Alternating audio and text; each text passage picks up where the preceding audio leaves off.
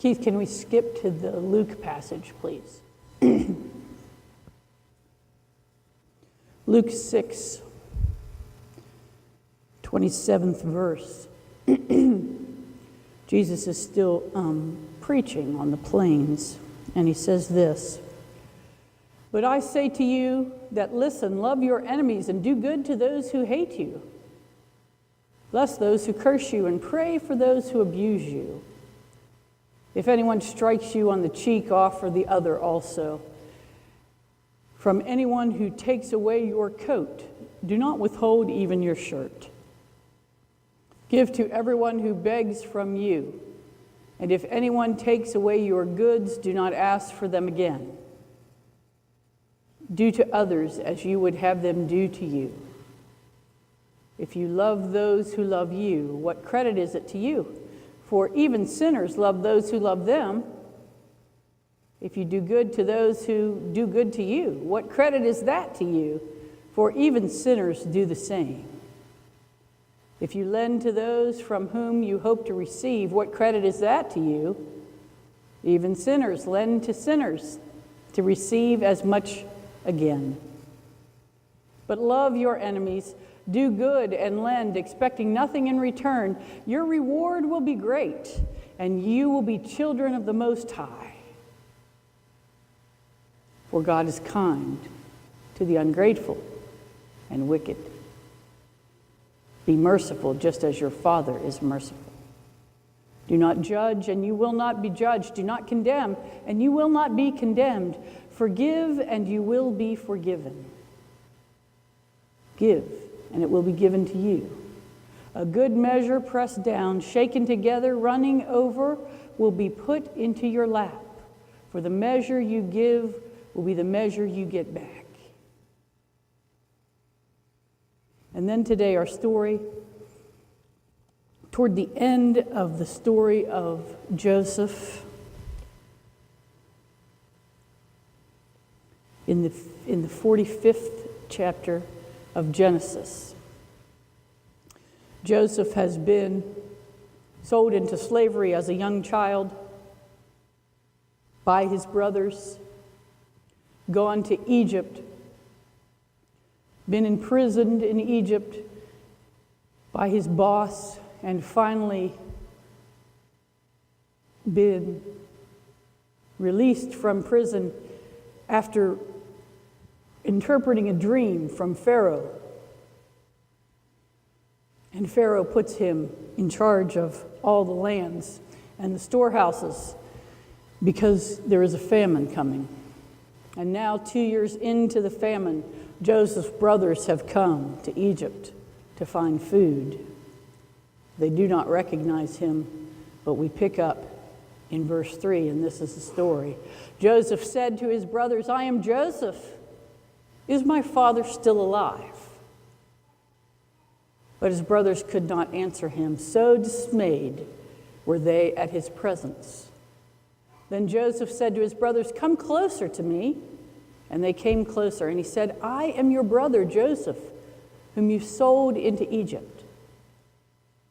And now do not be distressed or angry with yourselves because you sold me here, for God sent me before you to preserve life. For the famine has been in the land these 2 years, and there will be 5 more years, which there will be neither plowing nor harvest. God sent me before you to preserve for you a remnant on earth and to keep alive for you many survivors. So it was not you who sent me here, but God.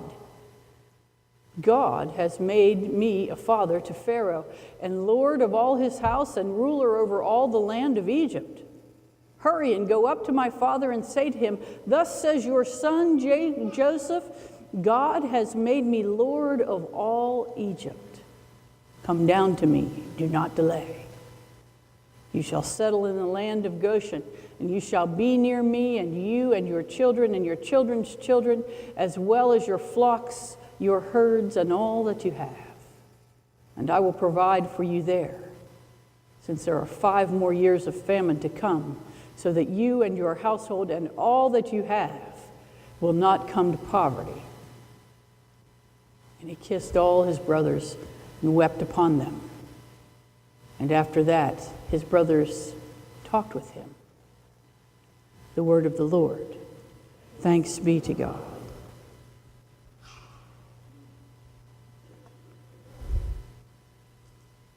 I want us to think today, if we might, about a Romans 8 passage, which was not read in the scripture readings, but you know it well.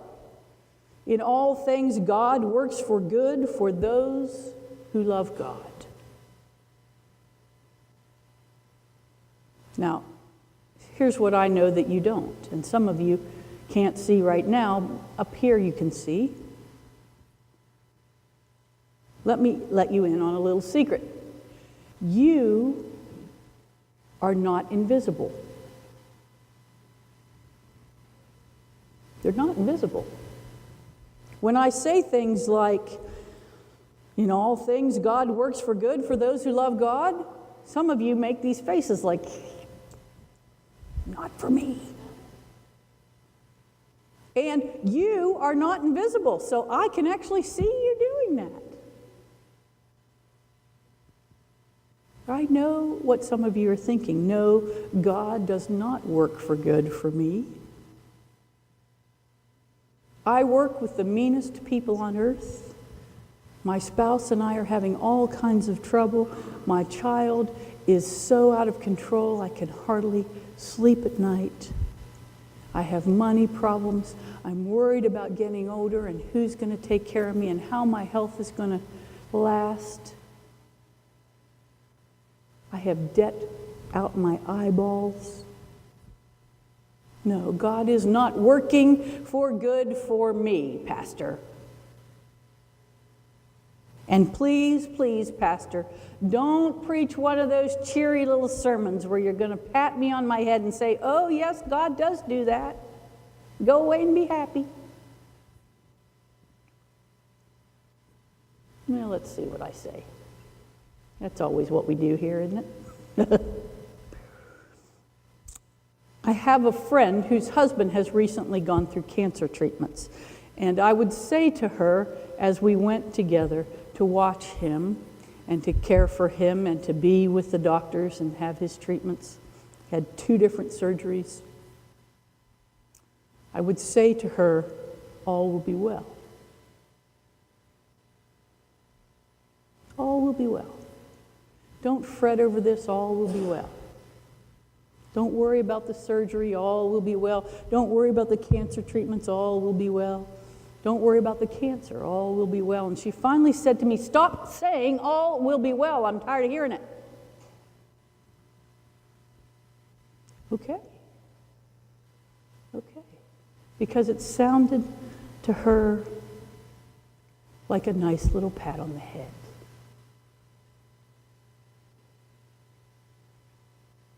When she knew that all might not be well.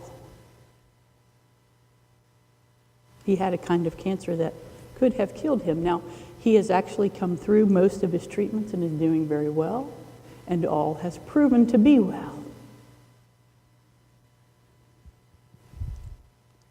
But all will be well is something that means more if you know where it came from. It comes from a 14th century mystic named Julian of Norwich. And Julian said this, and so our good Lord answered to all the questions and doubts which I could raise, saying most comfortingly, I may make all things well. I can make all things well. I shall make all things well, and I will make all things well, and you will see for yourself that every kind of thing will be well.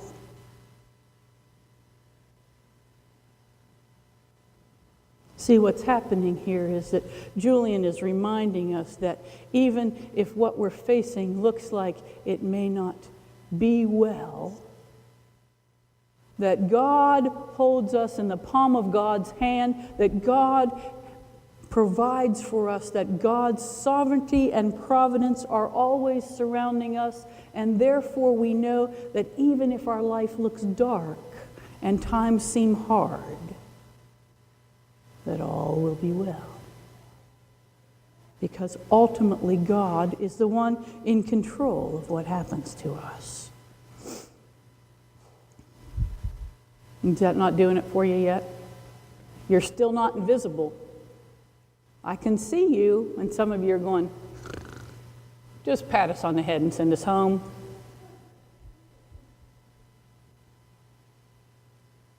Well, how about this? We may not all live in a condition of happy providence where everything is always going our way and we skip to work each day and our children pack their own lunches and joyfully run to the bus stops and practice piano every day for 45 minutes, just like Debbie tells them to. 45 minutes, really? Yeah, see, I always tell her piano students, the difference between Debbie and I is when we were 8, she practiced.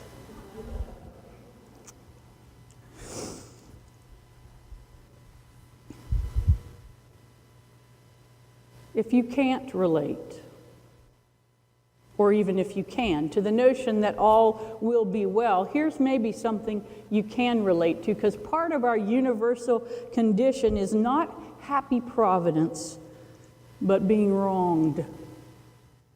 We have all met that person.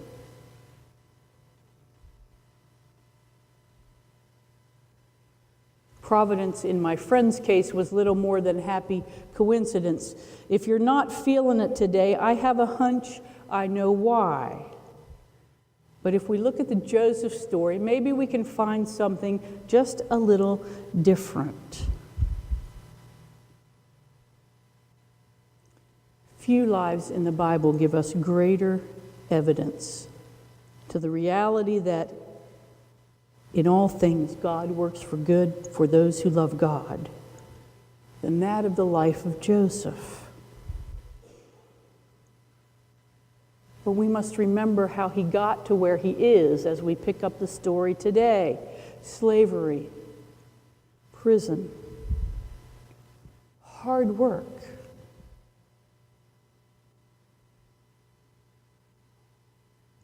Tears over brothers who hated him, a boss who doesn't believe him and imprisons him, friends who forgot him, co-workers who find him impossible, and a dad who thinks he's dead.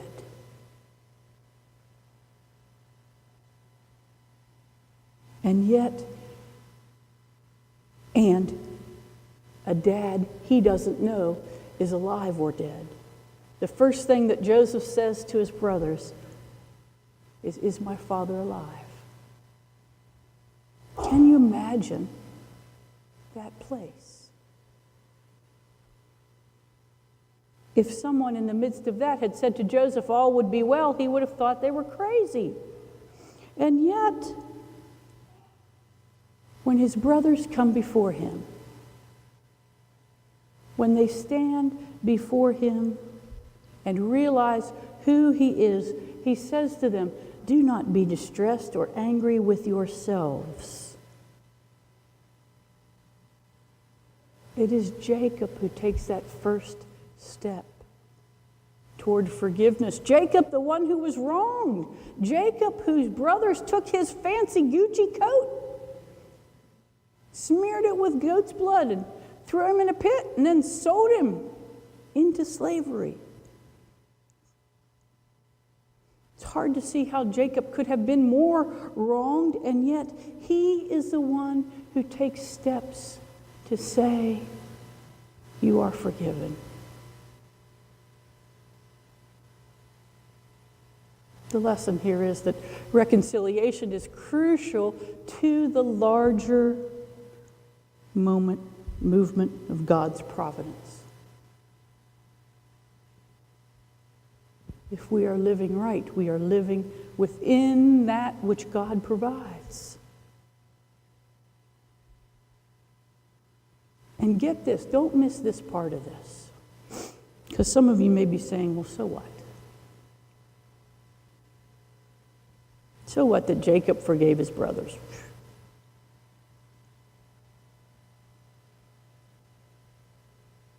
Remember that God made a promise to Abraham, a promise to Isaac, and a promise to Jacob. And if Jacob's sons perish, so does the promise that God has made to them. That is God's providence. That the promises that God makes will really come to fruition. That is how Jacob's efforts toward forgiveness and reconciliation are working for good. Well, see, it's not just that in all things God works for good for those who love God, but in all things we must work for good to bring about what God wants for the world.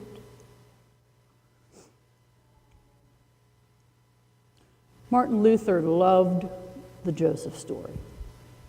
Loved it. And Martin Luther was a little bit weird, but he had some really good things to say about the Joseph story. And one of them is that he understood that Joseph prefigures Christ. That is, from the figure of Joseph, we can look and know what's coming in our Christ.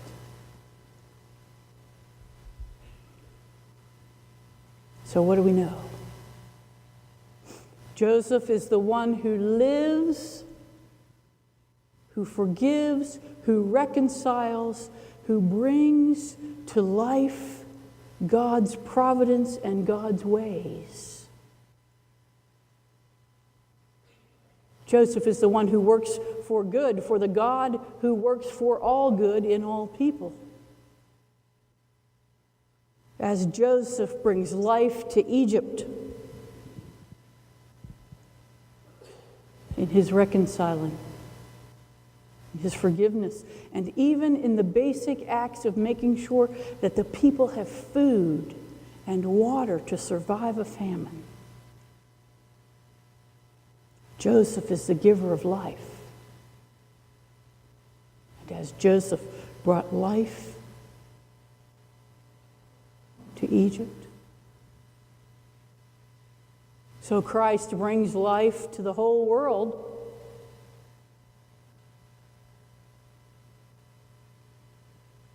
Because Christ has forgiven us, we can forgive one another. Because Christ has offered us reconciliation to our God, we can be reconciled to one another. This is the God that works for good for all of us.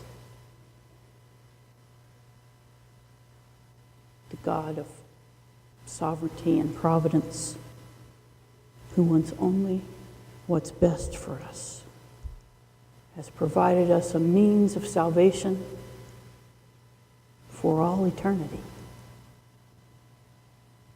Thanks be to God. Amen.